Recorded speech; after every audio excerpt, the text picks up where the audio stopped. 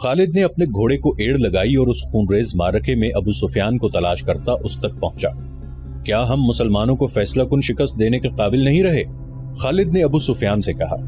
کیا قریش کی ماؤں کے دودھ ناقص تھے کہ یہ ان مٹھی بھر مسلمانوں سے خوفزدہ ہوئے جا رہے ہیں؟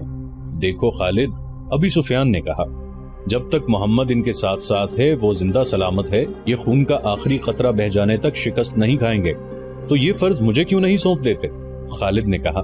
نہیں، ابو سفیان نے کہا، تم اپنے سواروں کے پاس جاؤ، تمہاری قیادت کے بغیر وہ بکھر جائیں گے۔ محمد اور اس کے ساتھیوں پر حملہ کرنے کے لیے میں پیادے بھیج رہا ہوں۔ آج مدینہ کی طرف جاتے ہوئے خالد کو افسوس ہو رہا تھا کہ ابو سفیان نے اس کے ایک عزم کو کچل ڈالا تھا۔ رسول خدا صلی اللہ علیہ وسلم کے قتل کو وہ اپنا فرض سمجھتا تھا۔ وہ رسول خدا صلی اللہ علیہ وسلم کو قتل کر کے اپنے سب سے بڑے دیوتاؤں حبل اور عزا کی خوشنودی حاصل کرنا چاہتا تھا۔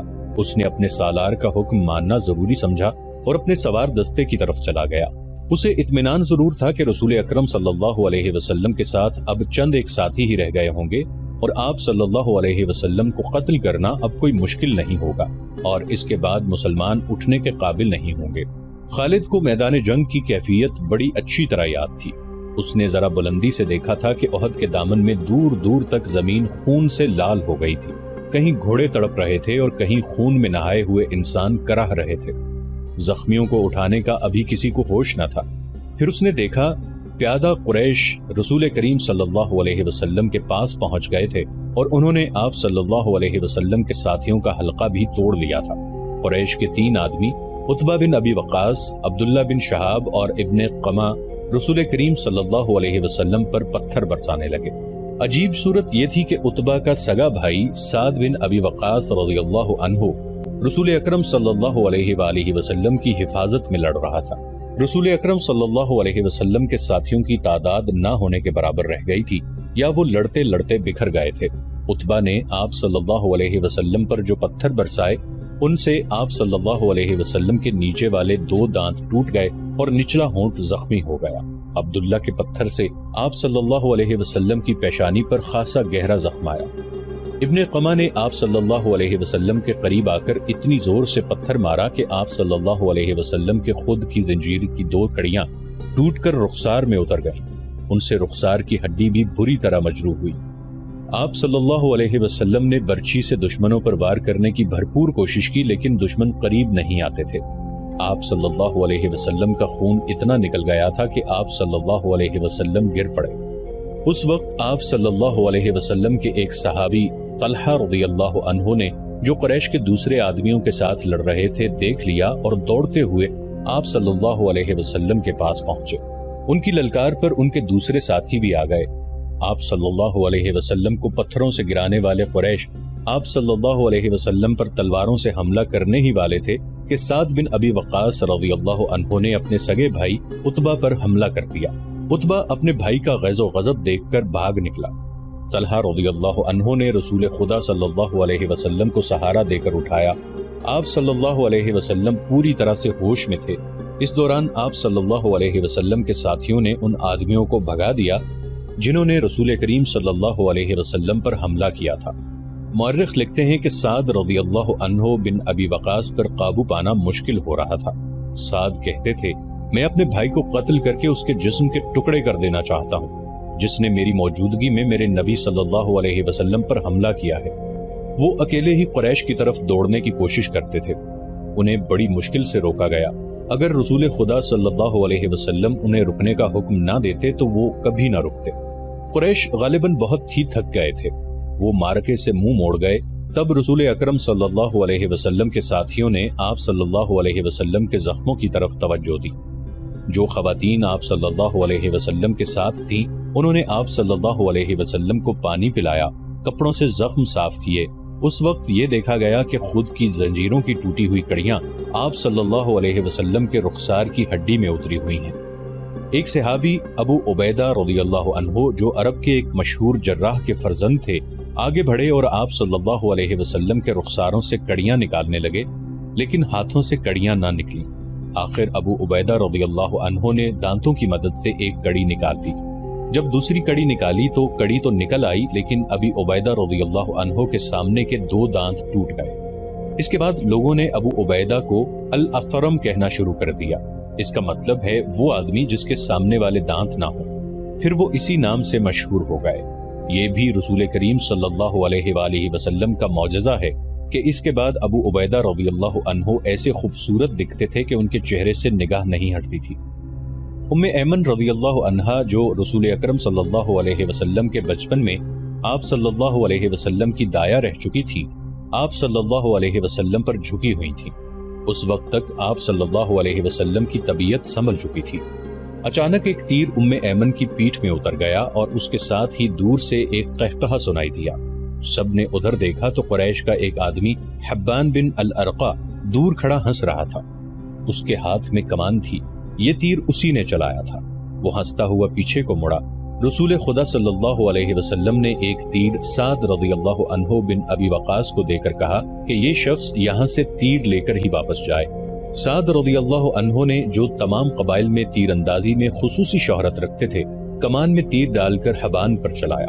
تیر حبان کی گردن میں اتر گیا۔ سعد رضی اللہ عنہ کے تمام ساتھیوں نے بڑی زور سے قہقہہ لگایا اور حبان نے ڈگمگاتے ہوئے چند قدم اٹھائے اور وہ گر پڑا۔ آج خالد جب مدینہ کی طرف بڑھتا جا رہا تھا اور احد کی پہاڑی افق سے اوپر ہی اوپر اٹھتی آ رہی تھی، اسے اپنے کچھ ساتھی یاد آنے لگے۔ عقیدوں کے اختلاف نے بھائی کو بھائی کا دشمن بنا دیا تھا، لیکن خالد کو یہ خیال بھی آیا کہ بعض لوگ اپنے عقیدے کو اس لیے سچا سمجھتے ہیں کہ وہ اس کے پیروکار ہوتے ہیں۔ حق اور باطل کے فرق کو سمجھنے کے لیے بڑی مضبوط شخصیت کی ضرورت ہوتی ہے۔ ایک سوال اسے پھر پریشان کرنے لگا، میں مدینہ کیوں جا رہا ہوں؟ اپنا عقیدہ مدینے والوں پر ٹھونسنے کے لیے یا ان کا عقیدہ اپنے اوپر مسلط کرنے کے لیے؟ اسے ابو سفیان کی آواز سنائی دی جو ایک ہی روز پرانی تھی۔ کیا یہ سچ ہے کہ تم مدینہ جا رہے ہو؟ کیا تمہاری رگوں میں ولید کا خون سفید ہو گیا ہے؟ صحرا میں جاتے ہوئے ان آوازوں نے کچھ دور تک اس کا تعاقب کیا، پھر وہ اپنے ان دوستوں کی یاد میں کھو گیا جن کے خلاف وہ لڑا اور جن کا خون اس کے سامنے بہہ گیا تھا۔ ان میں سے ایک مصعب رضی اللہ عنہ بن عمیر بھی تھے۔ قریش جو مارکے سے منہ موڑ گئے تھے کچھ دور ہی پہنچے تھے کہ خالد نے اپنے گھوڑے کو ایڑ لگائی اور ابو سفیان کو جا پکڑا۔ اس نے ابو سفیان سے پوچھا، تم لوگ جنگ کو ادھورا چھوڑ کر کہاں جا رہے ہو؟ مسلمانوں کا دمخم ختم ہو چکا ہے۔ ابو سفیان بھی یہی چاہتا تھا کہ یہ مارکہ فیصلہ کن نتیجے پر پہنچے۔ قریش کے چند سوار وہیں سے پلٹ آئے۔ خالد دیکھ چکا تھا کہ رسول کریم صلی اللہ علیہ وسلم کہاں ہیں۔ یہاں پھر ابو سفیان نے خالد کو کسی اور طرف بھیج دیا اور کچھ آدمیوں کو نبی کریم صلی اللہ علیہ وسلم پر حملے کا حکم دیا۔ اب رسول کریم صلی اللہ علیہ وسلم کے ساتھ کچھ اور مسلمان آن ملے تھے۔ اب پھر ابن قمہ لڑتے ہوئے مسلمانوں کا حلقہ توڑ کر رسول اکرم صلی اللہ علیہ وسلم تک پہنچنے کی کوشش کرنے لگا۔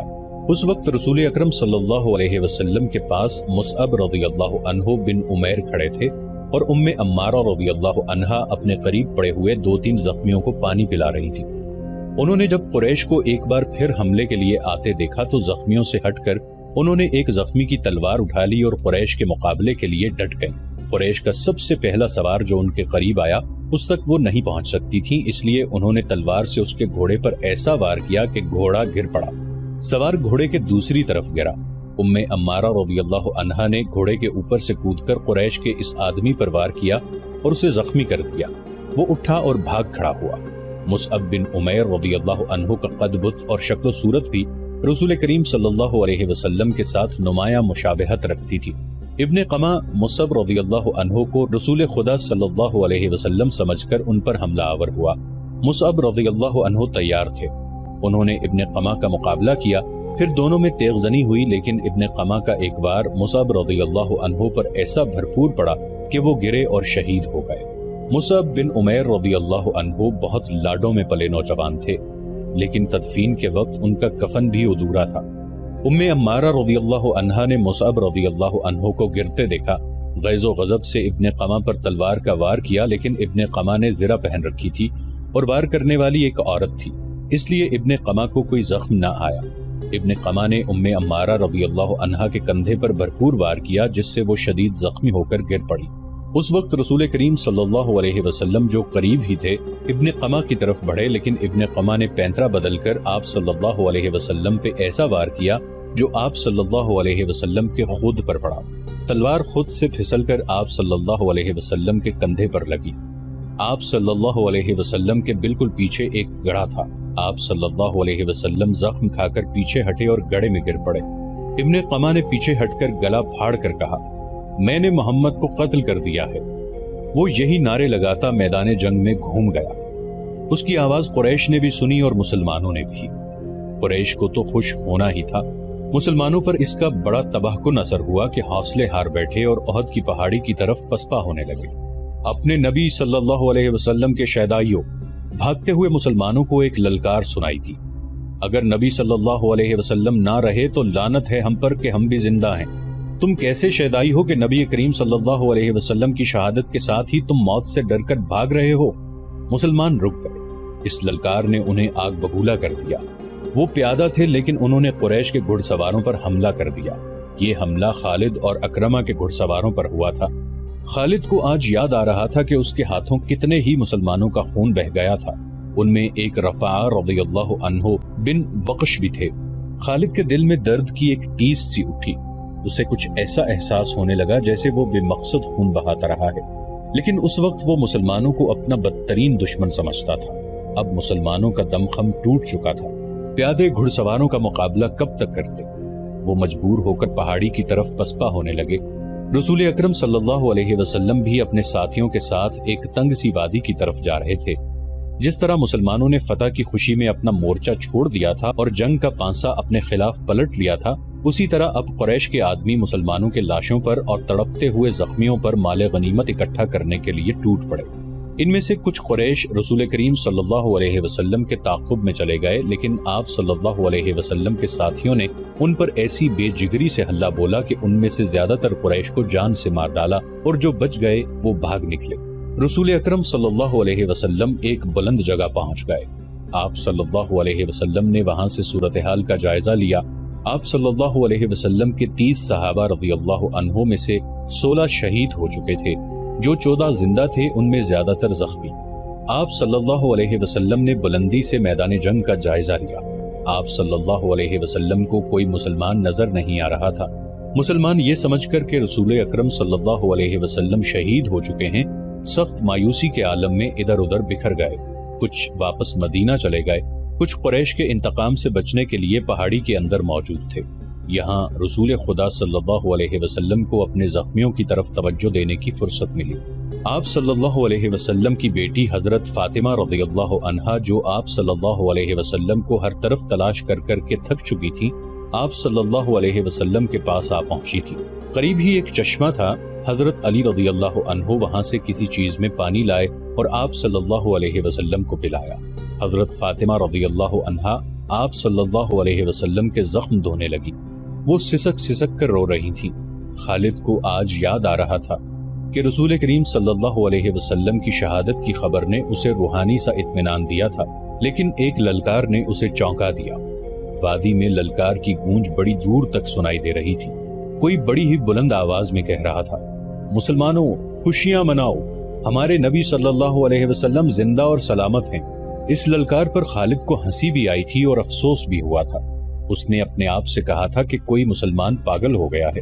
ہوا یوں تھا کہ جس طرح مسلمان اکا دکا ادھر ادھر بکھر گئے یا چھپ گئے تھے، اسی طرح کعب بن مالک رضی اللہ عنہ نام کا ایک مسلمان ادھر ادھر گھومتا پھرتا پہاڑی کے اس مقام کی طرف چلا گیا جہاں رسول اکرم صلی اللہ علیہ وسلم سستا رہے تھے۔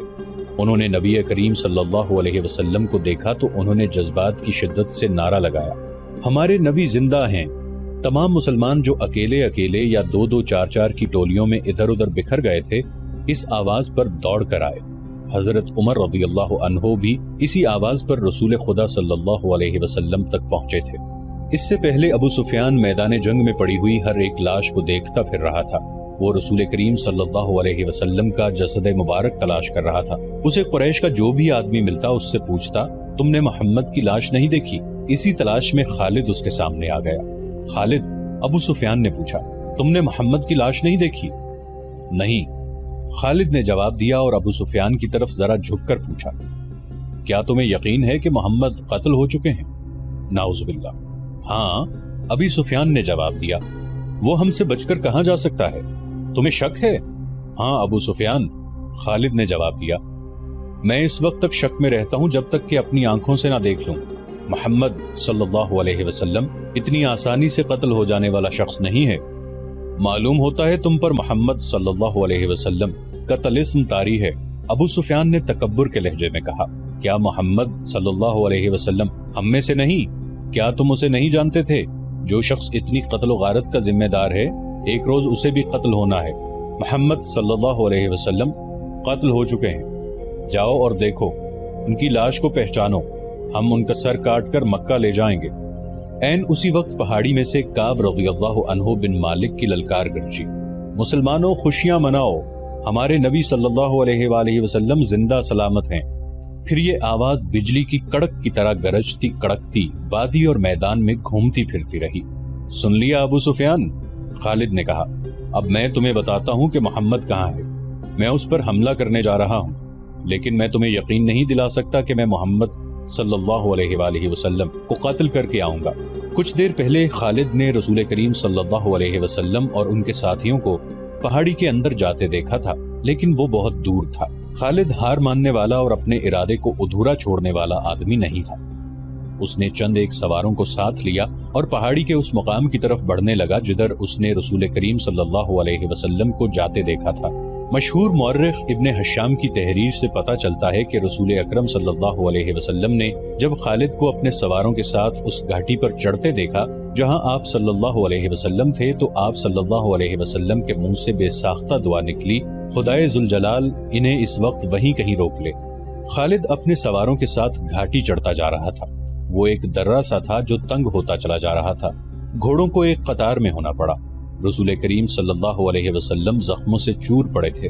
حضرت عمر رضی اللہ عنہ نے جب خالد اور اس کے سواروں کو اوپر آتے دیکھا تو وہ تلوار نکال کر کچھ نیچے اترے۔ ولید کے بیٹے حضرت عمر رضی اللہ عنہ نے للکارا، اگر لڑائی لڑنا چاہتے ہو تو اس درے کی تنگی کو دیکھ لو، اس چڑھائی کو دیکھ لو، کیا تم اپنے سواروں کے ساتھ ہمارے ہاتھ سے بچ کر نکل جاؤ گے؟ خالد لڑنے کے فن کو خوب سمجھتا تھا۔ اس نے دیکھ لیا تھا کہ یہ جگہ گھوڑوں کو گھما پھرا کر لڑنے کے لیے موزوں نہیں ہے، بلکہ خطرناک ہے۔ خالد نے خاموشی سے اپنا گھوڑا گھمایا اور اپنے سواروں کے ساتھ وہاں سے نیچے اتر آیا۔ جنگ احد ختم ہو چکی تھی۔ قریش اس لحاظ سے برتری کا دعویٰ کر سکتے تھے کہ انہوں نے مسلمانوں کو زیادہ نقصان پہنچایا، لیکن یہ جنگ ہار جیت کے بغیر ختم ہو گئی تھی۔ لیکن یہ ہماری شکست تھی۔ خالد کو جیسے اپنی آواز سنائی تھی۔ مسلمانوں کی نفری 700 تھی اور ہم 3000 تھے۔ ہمارے پاس 200 گھوڑے تھے۔ ہماری فتح تب ہوتی جب ہم محمد صلی اللہ علیہ وسلم کو قتل کر دیتے۔ خالد نے اپنے آپ میں جھنجھناہٹ محسوس کی۔ اس پر ایسی کیفیت طاری ہو گئی کہ اس کے دانت بجنے لگے۔ اسے جنگ کا آخری منظر یاد آنے لگا تھا۔ اس نے اس بھیانک یاد کو ذہن سے نکالنے کے لیے سر کو جھٹکا دیا، لیکن مکھیوں کی طرح یہ یاد اس کے ارد گرد بھن بھناتی رہی۔ اسے اپنے آپ میں شرم سی محسوس ہونے لگی۔ جنگجو یوں نہیں کیا کرتے۔ خالد جب حضرت عمر رضی اللہ عنہ کی للکار پر واپس آ رہا تھا تو اس بلندی سے اس کی نظر میدان جنگ پر پڑی۔ وہاں لاشیں بکھری ہوئی تھیں، شاید ان میں بے ہوش زخمی بھی ہوں گے۔ لاشوں اور زخمیوں کو اٹھانے کے لیے نہ ابھی مسلمان آگے بڑھے تھے نہ اہل قریش۔ خالد کو ابو سفیان کی بیوی ہند نظر آئی۔ وہ ہاتھ میں خنجر لیے ہوئے دوڑی چلی آ رہی تھی۔ اس کے اشارے پر قریش کی وہ عورتیں جو قریش کے لشکر کے ساتھ آئی تھیں اس کے پیچھے پیچھے دوڑی آئیں۔ ہند ہر ایک لاش کو دیکھتی تھی۔ وہ اونچے قد کی اور فربہی مائل جسم کی پہلوان قسم کی عورت تھی۔ وہ ہر ایک لاش کو دیکھتی تھی۔ کوئی لاش اوندھے منہ پڑی ہوئی نظر آتی تو وہ پاؤں کی ٹھوکر سے اس لاش کو سیدھا کر کے دیکھتی تھی۔ اس نے اپنے ساتھ کی عورتوں سے کہا کہ وہ حمزہ رضی اللہ عنہ کی لاش تلاش کریں۔ اسے حمزہ رضی اللہ عنہ کی لاش مل گئی۔ ہند بھوکے درندے کی طرح لاش کو چیرنے پھاڑنے لگی۔ اس نے لاش کے کچھ اعضاء کاٹ کر پرے پھینک دیے۔ اس نے دوسری عورتوں کو دیکھا جو اس کے قریب کھڑی تھی۔ کھڑی دیکھ کیا رہی ہو؟ ہند نے ان عورتوں سے یوں کہا جیسے وہ پاگل ہو چکی ہو۔ یہ دیکھو، میں نے اپنے باپ، اپنے چچا اور اپنے بیٹے کے قاتل کی لاش کا کیا حال کر دیا ہے۔ جاؤ مسلمانوں کی ہر ایک لاش کا یہی حال کر دو اور سب کے کان اور ناک کاٹ کر لے آؤ۔ اب وہ عورتیں مسلمانوں کی لاشوں کو چیرنے پھاڑنے کے لیے وہاں سے ہٹ گئیں تو ہند نے خنجر سے حمزہ رضی اللہ عنہ کا پیٹ چاک کر کے اس کے اندر ہاتھ ڈالا۔ اس کا ہاتھ باہر آیا تو اس میں حمزہ رضی اللہ عنہ کا کلیجہ تھا جو ہند نے خنجر سے کاٹ لیا۔ اس نے اسی پر اکتفا نہ کیا۔ حمزہ رضی اللہ عنہ کے کلیجے کا ایک ٹکڑا کاٹ کر اس نے اپنے منہ میں ڈال لیا اور بری طرح اسے چبانے لگی۔ لیکن تھوڑی دیر بعد اس نے کلیجے کے اس ٹکڑے کو اگل دیا۔ خالد کو دور ابو سفیان کھڑا نظر آیا۔ ہند کی اس وحشیانہ حرکت نے خالد کا مزہ کرکرا کر دیا تھا۔ وہ جنگجو تھا، وہ صرف آمنے سامنے آ کر لڑنے والا آدمی تھا۔